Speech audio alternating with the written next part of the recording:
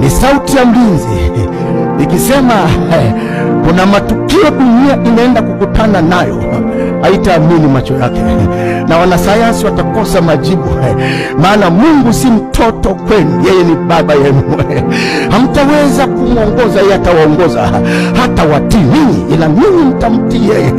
Kuna mabaya yanaenda kutokea duniani, masikio ya watu yatawasha, kuna vifo visivyokuwa na idadi, kuna matukio ya mlipuko yanaenda kutokea. Kwa nini? Biblia inasema siku za mwisho, siku za mwisho kutakuwa kuna mambo mengi mabaya.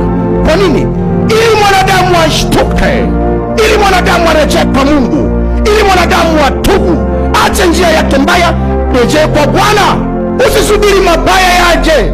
Ikiwa leo mngali na amani, ikiwa leo mngali mnacheka, ikiwa leo mngali mnakula, ikiwa leo mngali mnaonana, rejeeni kwa Bwana familia, rejea kwa Bwana baba na mama, rejea kwa Bwana binti, rejea kwa Bwana mzee, rejea kwa Bwana wewe kiongozi, unaitwa kiongozi, rejea kwa Bwana. Acha mabaya, acha mabaya, panga